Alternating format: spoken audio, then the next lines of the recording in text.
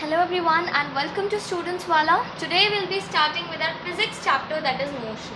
अब मोशन पढ़ने से पहले सबसे पहला जो इम्पोर्टेंट थिंग है वो है काइनेमैटिक्स. काइनेमैटिक्स में हम लोग पढ़ते हैं बेसिकली अबाउट 2 यूनिट्स.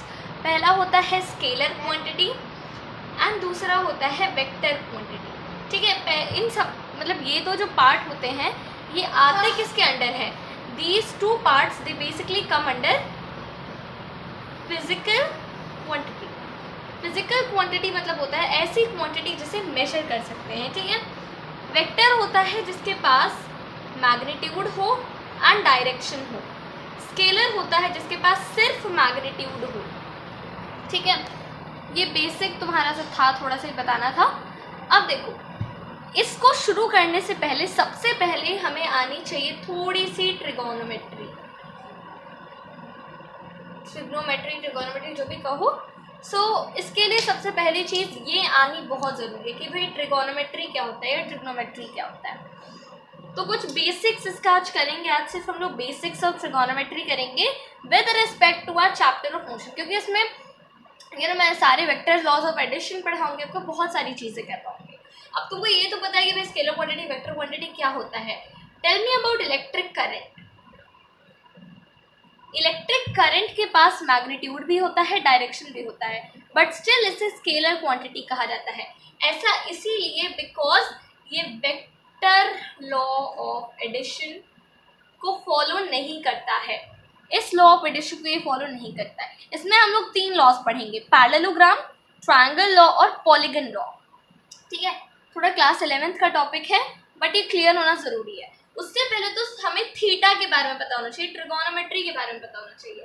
तो थोड़ा सा मैं वो करा देती हूँ. ठीक है, बेसिकली जब हम लोग ट्रिगोनोमेट्री की बात करते हैं उसमें हम लोग राइट एंगल ट्राइंगल से डील करते हैं. कैमरा थोड़ा सा,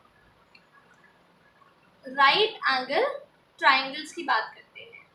कोई भी राइट एंगल ट्राइंगल हो उसकी बात करते हैं. जैसे देखो, ये मेरा 90 डिग्री वाला एंगल है. सही बात है, ये मेरा 90 डिग्री वाला एंगल है. तो एक मिनट, थोड़ा लिफ्ट करना पड़ेगा कैमरा.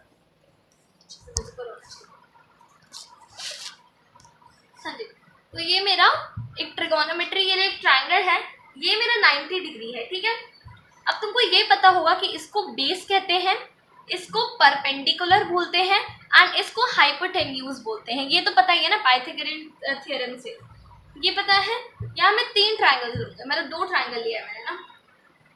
चलो ठीक है, इसमें थोड़ा सा चेंज करूँगा, इसको ऐसे ही रखते हैं.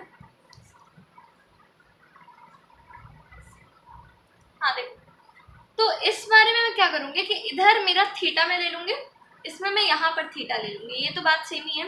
अब देखो चेंज क्या आएगा इसमें, ये थोड़ा जान ले. तो बेसिकली 3 फंक्शंस होते हैं. साइन थीटा विजिबल है नहीं, sine theta, cos theta, tan theta. उसके बाद आ जाता है cosec theta, sec theta, cot theta. ठीक है, ये फंक्शंस है, 6 फंक्शंस हमें पढ़ने हैं. हमें जो काम देंगे इस चैप्टर में वो है सिर्फ यही 3 चीज, साइन, कॉस और टैन. ठीक है, देखो थोड़ा साइन थीटा की बात करें तो वो होता है परपेंडिकुलर बाय हाइपोटेन्यूज. ये एक रेशियो होता है परपेंडिकुलर और हाइपोटेन्यूज का. परपेंडिकुलर और हाइपोटेन्यूज का रेशियो होता है साइन थीटा. थीटा जैसे कि हम लोग अलजेब्रा में क्या करते हैं, अगर हमें किसी चीज़ की वैल्यू नहीं पता होती है तो हम लोग वेरिएबल्स यूज करते हैं, एक्स ले लेते हैं, वाई ले लेते हैं, कोई भी लेटर ले लेते हैं. वैसे ही जब हमें एंगल की वैल्यू नहीं पता होती है तो उसके लिए थीटा ले लेते हैं. ठीक है, थीटा, बीटा, अल्फा कुछ भी ले सकते हो बट यूजुअली थीटा लिया जाता है. तो परपेंडिकुलर बाय हाइपोटेन्यूज इसका रेशियो साइन थीटा देता है. कॉस थीटा देता है तुम्हारा बेस और हाइपोटेन्यूज का जो होता है, ये हमारा ये रिलेशन देता है, ये रेशियो. टैन थीटा होता है परपेंडिकुलर और बेस का रेशियो. बात की जाए कोसेक थीटा की, अब देखो, अब जो मैं बताऊंगी उसको थोड़ा सा ध्यान से समझना. कोसेक थीटा, सेक थीटा, ये सब कुछ basically cosec theta sine theta का उल्टा होता है. अब आएगी बात, कोसेक थीटा साइन थीटा का उल्टा होता है. जैसे मैंने यहाँ p/h लिखा था, ये हो जाएगा h/p. Sec theta cos theta का उल्टा होता है, इसको लिख दोगे h/p. Cot theta tan tan का उल्टा होता है, तो ये क्या हो जाएगा, ये p बाई बी था तो ये b बाई p। बहुत ईजी है, बहुत ईजी है ये चीज। साइन थीटा क्या होगी, परपेंडिकुलर बाय हाइपोटेन्यूज, कॉस हो गई बेस ऊपर हो जाएगा, tan p by b, and in सबका इनवर्स ये हो जाता है। समझ गए, क्लियर है। अब देखो मैं क्या बता रही हूँ, जैसे मेरा एंगल यहाँ पे मेरा साइड जो है इसके साथ यहाँ पर थीटा है, तो जिस साइड के पास मतलब जिस आर्म पर थीटा रहेगा वो बेस कहलाएगा। यहाँ पर देखो, यहाँ मेरा थीटा यहाँ है, तो क्या ये बेस ये हो जाएगा, नहीं बेस ये नहीं होगा। थोड़ा सा फ्लिप करो कॉपी को, एंड देन देखो थीटा मेरा यहाँ पर है, ठीक है, थीटा यहाँ है, तो जिस साइड पर मेरा थीटा होगा वो साइड मेरा बेस हो जाएगा, तो ये बेस हो जाएगा। एंड अब देखो ये परपेंडिकुलर हो जाएगा, ये हाइपोटेन्यूज तो हाइपोटेन्यूज ही रहेगा, बट मेरा चेंज किसमें हुआ, बेस और परपेंडिकुलर में। बेस ये बन गया, परपेंडिकुलर ये बन गया। क्यों, जिस साइड के साथ थीटा होता है वो बेस ही होता है हमेशा, ये याद रखना है, ठीक है। चलो ये तो क्लियर है, आगे बढ़ते हैं। थोड़ा सा एक रिलेशन है ये जान लो कि tan थीटा, ये रिलेशन बस याद करना है तुमको, sine theta by cos theta, इसका रेशियो होता है tan थीटा, ठीक है। इसे ये समझ गए। अब क्या बताऊं, देखो थोड़ा सा तीन आइडेंटिटीज है जो काम देंगे तुमको। तीन आइडेंटिटीज है। पहली आइडेंटिटी है sign square theta plus cos square theta का वैल्यू 1 होता है। दूसरी, इसको प्रूव करके मैं बताऊंगी मैं, 1 प्लस tan स्क्वायर थीटा का वैल्यू होता है सेक स्क्वायर थीटा। तीसरा है 1 प्लस कॉट स्क्वायर थीटा का वैल्यू होता है कोसेक स्क्वायर थीटा। ये करने के बाद तुम स्टैंडर्ड 10 की ट्रिगोनोमेट्री बुक सॉल्व करना, ठीक है, इजीली बन जाएगी। देखो पहला क्या है मेरा, इसको प्रूव करने की कोशिश करते हैं। साइन स्क्वायर थीटा प्लस, अभी जो नॉलेज मिली है उसी को यूज करना है, इसकी वैल्यू 1। तो साइन थीटा क्या होता है याद करो, p बाई एच। मैंने कह दिया साइन स्क्वायर थीटा, उसका बेसिक मतलब है p बाई एच का होल स्क्वायर, ठीक है, p बाई एच का whole square, sine square theta मतलब p बाई एच का होल स्क्वायर, प्लस क्या किया cos square theta. Cos theta क्या था, b बाई एच, तो कॉस स्क्वायर थीटा हो जाएगा b बाई एच का होल स्क्वायर, इसकी वैल्यू 1 दे रखी है, इसे मुझे प्रूव करना है, ठीक है। तो मैं इसको LHS लिख देती हूँ। अब करेंगे एडिशन, तो इजी है ना, इसको लिख सकते हो p square by H square plus b square by H square. तो ये h स्क्वायर मेरा लाइक में है तो h स्क्वायर नीचे आ जाएगा, p square plus b square, सही बात है। अब इसको याद करो, पाइथागोरियन थ्योरम में h स्क्वायर का वैल्यू क्या होता है, p square plus b square, तो इसको चेंज करके मैं h square by H square लिख सकते हो, है ना। कैंसिल करेंगे क्या आ जाएगा, 1 आ जाएगा। तो ये इजी था, ये आइडेंटिटी प्रूव हो गई, 1 आ गई।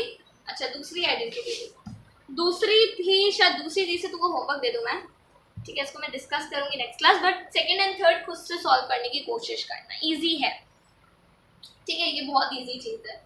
अब थोड़ा सा हम लोग क्या डिस्कस करेंगे, ट्रिगोनोमेट्री का एक रेशियो टेबल होता है, ठीक है, उसको याद करना बहुत इंपॉर्टेंट होता है, ठीक है। देखो मैं तुमको ट्रिगोनोमेट्री का एक टेबल थोड़ा दिखा देती हूँ, उसका ट्रिक बता देती हूँ, उसको याद कर लेना। प्रूव करने पे जाएंगे तो लेक्चर बहुत बड़ा हो जाएगा, मोशन से हम लोग मैथमेटिक्स पे आ जाएंगे। तो ये मेरा एक टेबल है, दिखाते हैं, नहीं दिख रहा होगा ना अभी क्लियरली, ग्लास रख देते हैं, इजीली दिखेगा। ये मेरा टेबल है, ट्रिगोनोमेट्री रेशियो का एक टेबल है, ठीक है। इस टेबल का स्क्रीनशॉट ले लो तुम, बहुत इंपॉर्टेंट टेबल है ये, इस टेबल का स्क्रीनशॉट ले लेना। इसको थोड़ा मैं एक्सप्लेन कर देती हूँ 1 बाय 1। चलो इसको रखते हैं फिर एक्सप्लेन करते हैं। सबसे पहले यहाँ पर मेरा जो रो है, तो नहीं दिख रहा होगा तुमको, लग रहा है ऐसे ही समझाना पड़ेगा, लग रहा है, देखो ऐसे नहीं विजिबल होगा, देखो पहला फंक्शन मेरा क्या है, साइन थीटा, और डिग्रीज कौन कौन सी, एंगल कौन कौन सी है, तो थीटा के प्लेस पर 0 है, 30 है, 45 है, 60 है, 90 है, 180 है, 270 है, 360 है। तो एक ट्रिक होता है, इसको जान लेते हैं थोड़ा सा। 0 डिग्री पर देखो, बेसिकली एक काम करते हैं, मैं ट्रिक तुमको एक अलग से फन फैक्ट पे वीडियो पे बता दूंगी, क्लियर है ना। इसका स्क्रीनशॉट ले लो, उसको याद मत करना, थोड़ी सी ट्रिक है वो बता दूंगी, ठीक है। स्क्रीनशॉट ले लिया, चलो तो इसको मैं नेक्स्ट ही क्लास थोड़ा समझाऊंगी। ऐसे तो तुमको समझ आएगा नहीं है, मेरे को स्क्रीन रिकॉर्ड करना पड़ेगा इसको समझाने के लिए, ठीक है। चलो आगे बढ़ते हैं फिर थोड़ा इसमें। तो वो थीटा का कुछ भी वैल्यू रहेगा तो उसको तो याद करना पड़ेगा। एक काम करते हैं, थोड़ा वेक्टर का सिंबलाइजेशन थोड़ा पढ़ लेते हैं। एंगल तो तुमको याद करना होगा, जैसे कभी कभी एंगल आ जाएगा ना कि कॉस थीटा, मान लो मेरे को निकालना है कॉस 45 डिग्री, क्या होगा कॉस 45 डिग्री, इस तरह से क्वेश्चन आ जाएगा। तो अगर मुझे टेबल याद होगा तो निकल जाएगा इजीली। कॉस 45 का बेसिकली वैल्यू जो होता है वो है 1/√2। ठीक है, अगर मुझे वो टेबल अच्छे से याद होगा तो ये निकल जाएगा। ऐसे कोई परेशानी नहीं होनी चाहिए ऐसे निकालने में, थोड़ा मैं समझाऊंगी तो क्लियर हो जाएगा। तो थोड़ा वेक्टर पढ़ लेते हैं आप। देखो अब दिख रहा है ना, कैमरा प्रॉब्लम बहुत है आज। देखो वेक्टर ऐसी फिजिकल क्वांटिटी होती है जिसके पास मैग्नीट्यूड है और डायरेक्शन है। इसके साथ साथ वो vector law of addition follow करे। वेक्टर लॉ ऑफ एडिशन में 3 लॉज में पढ़ाऊंगे बेसिकली। तीसरा वाला तो तुम्हारा ज़्यादा काम का नहीं है। पैरेललोग्राम और ट्राइंगल लॉ बहुत इंपॉर्टेंट है, ट्राइंगल लॉ। तो इन दोनों पर ज़्यादा फोकस करेंगे, पैरेललोग्राम लॉ और ट्राइंगल लॉ पर। ठीक है, ये समझ गए। अब देखो थोड़ा सा आगे बढ़ते हैं और देखते हैं आगे क्या है। स्केलर क्वांटिटी की पता ही है तुमको क्या होती है। थोड़ा सा नोटेशन देख लेते हैं कि वेक्टर क्वांटिटीज को रिप्रेजेंट कैसे किया जाता है। हेडिंग देंगे नोटेशन फॉर वेक्टर्स।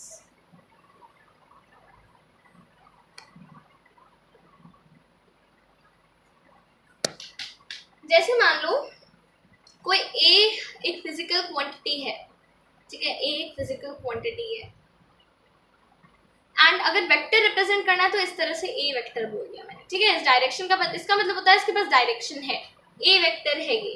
ठीक है, ये ए वेक्टर है, इसका नाम है ए वेक्टर। ठीक है, समझ गए। तो ये तो मुझे बता रहा है कि डायरेक्शन क्या होगी, एस से ए वेक्टर ये डायरेक्शन है। जब भी मुझे वेक्टर का मैग्नीट्यूड बताना होता है, जैसे मान लो मैंने बोली कि ए वेक्टर की जो वैल्यू है ये मेरी 40 न्यूटन है, तो रिप्रेजेंट करो कि ए वेक्टर की वैल्यू 40 न्यूटन है। ये किस तरह करेंगे, 40 न्यूटन टू द ईस्ट है, इस तरह मैंने कह दिया 40 न्यूटन टू द ईस्ट है उसकी वैल्यू। तो देखो मैग्नीट्यूड रिप्रेजेंट, इसके लिए थोड़ा सा अलग ही चीज़ है। जैसे मैग्नीट्यूड मुझे रिप्रेजेंट करना है कि ए वेक्टर की मैग्नीट्यूड 40 न्यूटन है, तो ये लिख लिया, फिर मॉड लगा देंगे, इसका मतलब इसकी एक मैग्नीट्यूड है एंड 40 न्यूटन, ऐसे लिख दिया। ठीक है, इसका मतलब ए वेक्टर का जो मैग्नीट्यूड है वो 40 न्यूटन है। अब मुझे बताना कि डायरेक्शन क्या है। तो ये तुमने ग्राफ पढ़ा होगा, इस साइड क्या होता है एक्स एक्सिस, इस साइड वाई, ये हो जाता है -5, हो जाता है -6, तो पता ही होगा है ना। ये साइड ईस्ट भी होता है तुम्हारा, ये साइड वेस्ट हो जाता है, ये नॉर्थ हो जाता है, साउथ हो जाता है, ये भी पता है। देखो वेक्टर्स में जब हम लोग बात करते हैं, अगर मुझे ईस्ट डायरेक्शन दिखानी, अगर मुझे एक्स एक्सिस इस साइड जाना है तो इसको मैं रिप्रेजेंट करती हूँ आई कैप से। इस साइड क्या हो जाएगा, एक्स को मैंने आई कैप से रिप्रेजेंट किया, इसको -i कैप। वाई को रिप्रेजेंट करना होता तो जे कैप, -y - j कैप। समझ गए। उसी तरह यहाँ क्या है, 40 न्यूटन टू द ईस्ट, इसको ऐसे लिखा जाएगा, this is 40 newton i cap. Okay, this is how we'll represent this vector. ये समझ आ गया ना। आई कैप मतलब होता है इस साइड, -i कैप इस side, j cap north and -j cap south. अब समझ गए। अब देखो नेक्स्ट हेडिंग डालेंगे ग्राफिकल रिप्रेजेंटेशन ऑफ वेक्टर। मुझे पता है इसमें बहुत सारे डाउट्स होंगे, आई वांट कि वो डाउट्स पोस्ट कर दो, मुझे कैसे पता होगा तुम्हारे पास कौन से डाउट है। Okay, now listen here. जैसे कि कोई भी एक वेक्टर है, मान लो ऐसे है एक वेक्टर, तो ये जो इसका पॉइंट होता है इसको हम लोग टेल बोलते हैं या फिर ओरिजिन बोलते हैं, एंड इस साइड जो ये जा रहा है इसको हेड बोलते हैं। ठीक है, मान लो ये पी क्यू वेक्टर है, तो इसको रिप्रेजेंट किस तरह करेंगे, तो ग्राफिकल रिप्रेजेंटेशन होंगे ना, तो इसको लिखेंगे कि ये पी क्यू वेक्टर है ऐसे। ठीक है, इसको लिखेंगे ये पी क्यू वेक्टर, तो पी क्यू लिखेंगे, ऊपर में एक एरो लगा देंगे। मैग्नीट्यूड बतानी है तो क्या करेंगे, पी क्यू वेक्टर इस तरह से मॉड लगा देंगे। क्लियर है ये चीज। चलो देखो, अब अगर मैंने लिया एग्जाम्पल लेते हैं, ए वेक्टर है, ठीक है, एंड मैंने इस ए वेक्टर को 4 से मल्टीप्लाई कर दिया, 4a। मान लो ए वेक्टर का लेंथ ऐसे कुछ ए वेक्टर है, तो 4a वेक्टर का लेंथ क्या हो जाएगा, इसका 4 गुना, मान लो ये 4a वेक्टर है, 4 गुना हो गया। ये एग्जाम्पल क्लियर है कि अगर a वेक्टर मेरा इस तरह है तो 4a वेक्टर क्या हो जाएगा, उसको 4 गुना हो जाएगा। बट इसमें अंतर क्या एक्सप्लेन करना है मुझे, देखो एक और एग्जाम्पल देते हो। ये b वेक्टर है मेरा, कुछ ऐसे b वेक्टर है। अब मैंने ले लिया माइनस b वेक्टर, कोई चेंज हो रहा है मैग्नीट्यूड में, पहले देखो कोई चेंज हो रहा है मैग्नीट्यूड में, नहीं, ये इसका साइज इतना ही रहेगा। बट क्योंकि माइनस लग गया है तो इसका डायरेक्शन इस साइड हो जाएगा, ठीक है, ये हो जाएगा माइनस बी वेक्टर, इसका डायरेक्शन क्या हो जाएगा, इस साइड हो जाएगा। इसको B i minus i cap भी लिखते हैं, तब भी ऐसे ही बनाते हैं, ठीक है। यही डिफरेंस दिखाना है। जब पॉजिटिव है तो डायरेक्शन सेम रहेगी, अगर मैंने इसे नेगेटिव कर दिया तो डायरेक्शन चेंज हो जाएगी। अगर मैंने -4b वेक्टर ले लिया तो ये 4 गुना तो हो जाएगा बट डायरेक्शन इस साइड हो जाएगा। तो ये है मेरा -4b वेक्टर, समझ गए। अब देखो एक पॉइंट नोट डाउन करना कॉपी में कि a vector has direction associated with it, but the converse may not be true.